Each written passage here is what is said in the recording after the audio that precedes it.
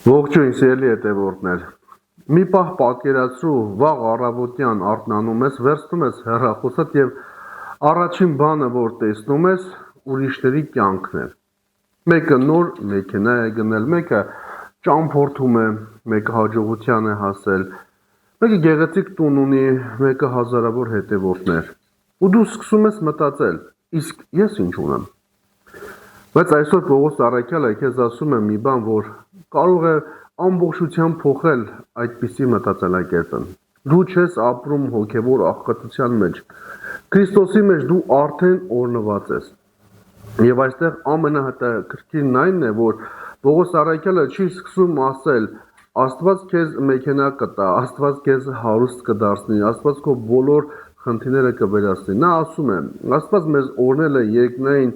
ամեն հոգևոր օրհնությամբ Քրիստոսով։ Այսինքն հնարավոր է մարդը շատ բան ունենա այս աշխարհում, բայց Քրիստոսի մեջ ունենա այն, ինչ աշխարհը երբեք չի կարող տալ։ Այսօր ուզում եմ միասին բացել Եփեսացիների նամակի 1 գլխի 3-ից 12-րդ համարները եւ հասկանալ ինչ է նշանակում ապրել որպես մարդ, ով արդեն օրհնված է։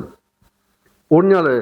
Աստված եւ մեր Տեր Հիսուս Քրիստոսի Հայրը, որ Քրիստոսով օրհնեց մեզ երկնքում ամեն տեսակ հոգևոր օրհնությամբ,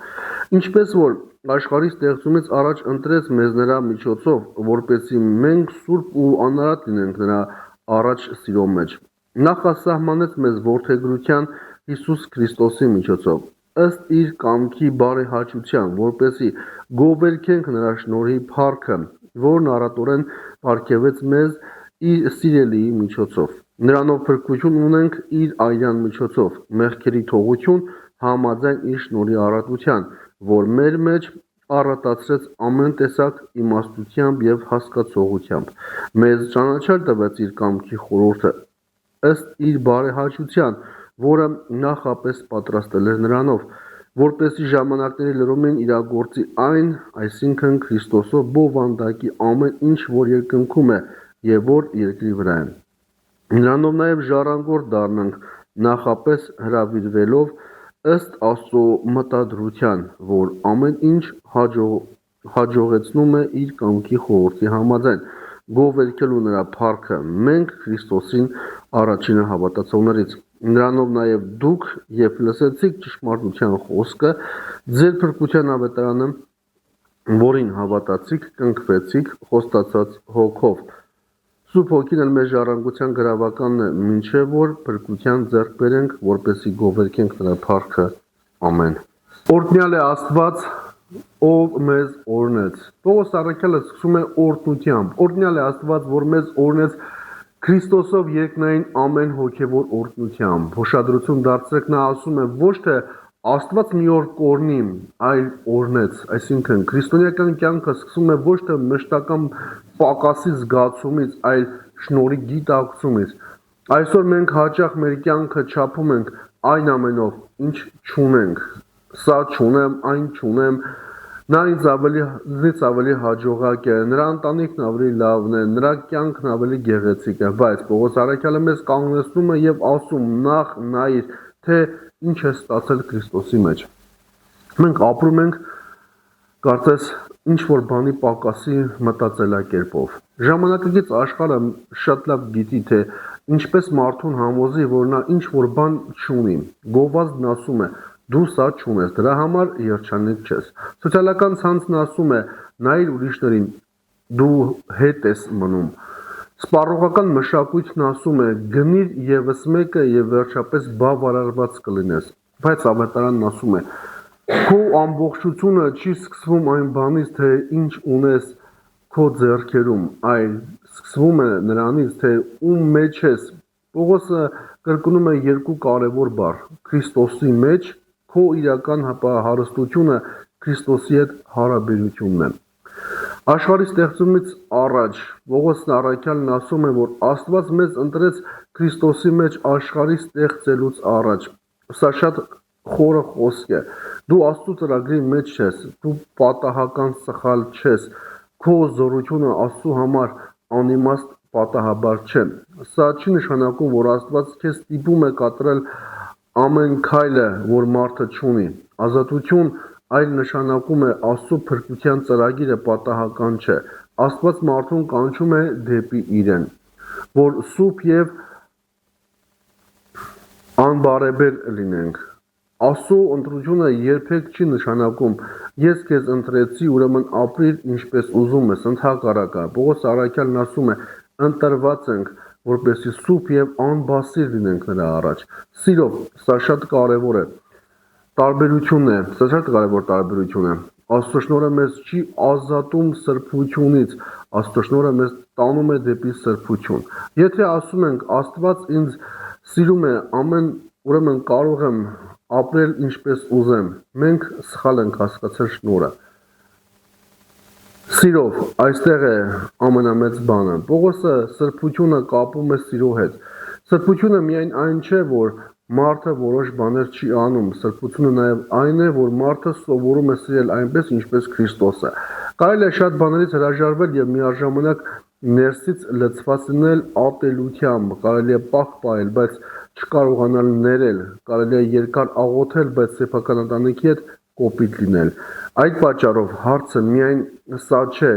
ինչ մեղքերից եմ հրաժարվել, հարցն այն է, որքան եմ իմ սրտում աճեցրել Քրիստոսի սերը։ Նախասահմանեց մեզ որդեգրության։ Պողոս առաքյալը շարունակում է. Աստված մեզ նախասահմանեց որդեգրության Հիսուս Քրիստոսի միջոցով։ Ահա այստեղ մենք հասնում ենք հատվածի ամենաքաղցր գաղափարին։ Աստված քեզ պարզապես չի ուզում դարձնել կրոնական մարդ։ Նա ուզում է քեզ բերել որդիական հարաբերության։ Դու չես մոտենում Աստծուն որպես անծանոթ, դու մոտենում ես որպես զավակ։ Աստծո հետ հարաբերությունը չի կառուցվում արժանի եմ, թե ոչ հարցի վրա։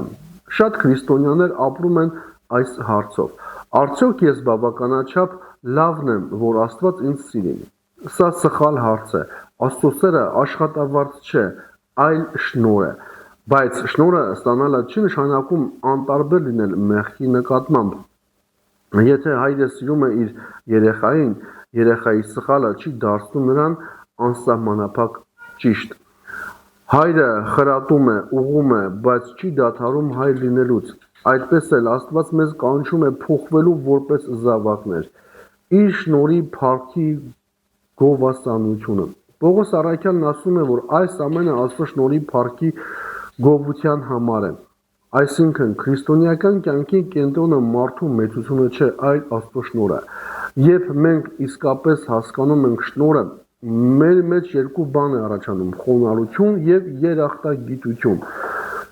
Ոչ թե տեսեք ես ինչ լավ քրիստոնյա եմ, այլ Տեր, ինչ մեծ է քո ողորմությունը իմ հանդեպ։ Նա մեզ հայտնի դարձրեց իր կամքի խորհուրդը։ Պողոս առաքյալն ասում է, Աստված մեզ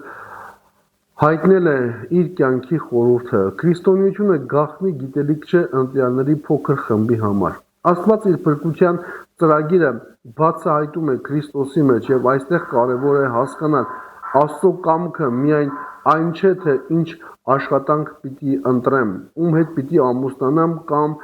ուր պիտի գնամ։ Աստծո կամքի ավելի խորը հարցն է. ինչպիսի մարդ է Աստված ուզում, որ ես դառնամ։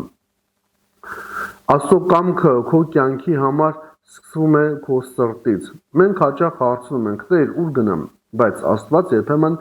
առաջին հերթին հարցնում է, ով ես դու դառնում։ Եթե մարդը չի սովորում սիրել,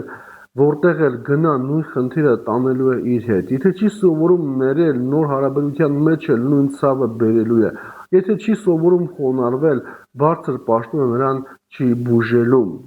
Այս պատճառով Աստծո կամքը նախ եւ առաջ մարդու վերափոխությունն է։ Ամեն բան Քրիստոսում գլխավորել։ Պողոս առաքյալը խոսում է մի մեծ խորհրդի մասին, ամեն բան Քրիստոսի մեջ միավորելու մասին։ Այս աշխարհը բաժանված է, մարդը մարդու դեմ, ընտանիքը ընտանիքի դեմ, ազգը ազգի դեմ, գաղափարախոսությունը գաղափարախոսության դեմ եւ նույնիսկ երբեմն քրիստոնյաները քրիստոնյաների դեմ։ Բայց Պողոս առաքյալը ցույց է տալիս Քրիստոսին որպես այն կենտրոնը, որի մեջ ամեն ինչ իր ճիշտ տեղն է գտնում։ Սոցիալական ցանցերը քեզ ստիպում են կյանքը մասերի բաժանել։ Առավոտյան դու կարող ես լինել ընտանիքի անդամ, հետո աշխատանքի, աշխատակից, հետո սոցիալական ցանցերի օգտատեր, հետո եկեղեցու անդամ։ Եվ երբեմն այս բոլոր եսերը իրարից շատ հեռու են։ Եկեղեցում մի մարդ, տանը մեկ ուրիշ, սոցիալական ցանցերում երրորդ, բայց Քրիստոսի մեջ մարդը կոչված է մի ամբողջական մարդ դառնալու։ Այն մարդը, ով եկեղեցում աղոթում է, պետք է նույն մարդը լինի նաև տանը։ Նրանով նաև ժառանգություն ստացանք։ Պողոս առաքյալը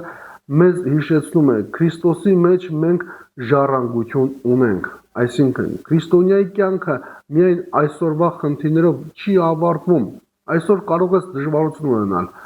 կարող ես պարտվել,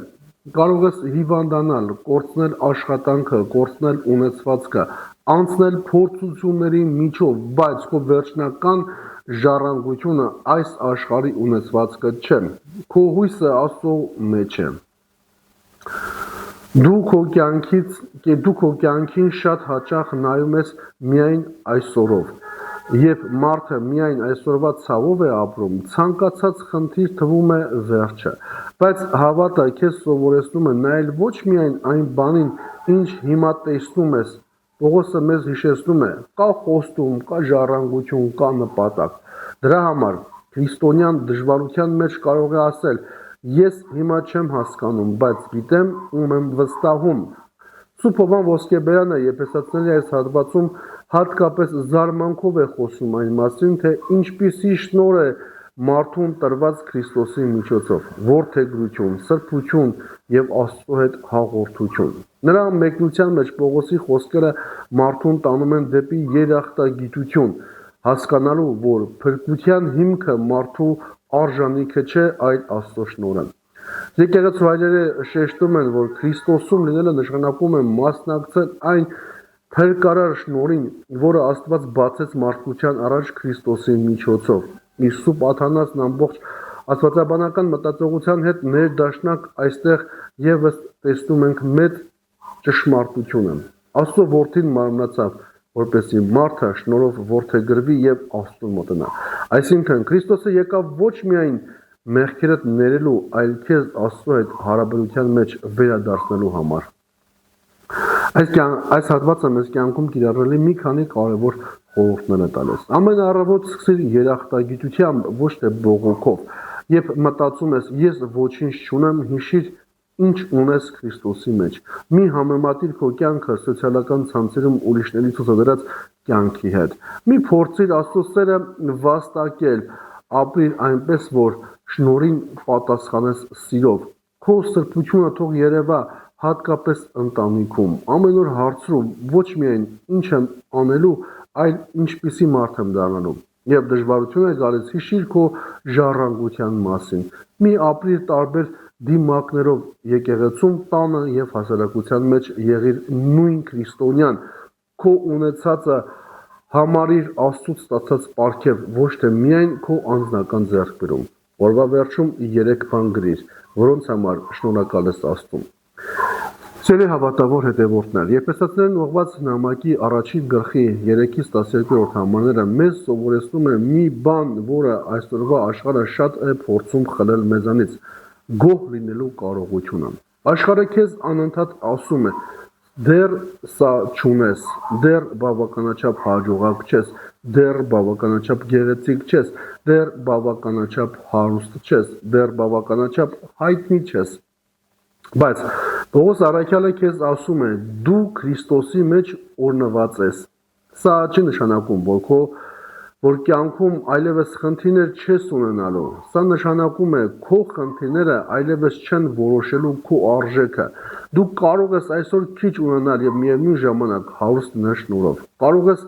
անցնել դժվարության միջով եւ միևնույն ժամանակ ունենալ հույս։ Կարող ես ընկնել եւ նորից կանգնել։ Կարող ես լաց լինել եւ նույն ժամանակ հավատալ։ Ուրեմն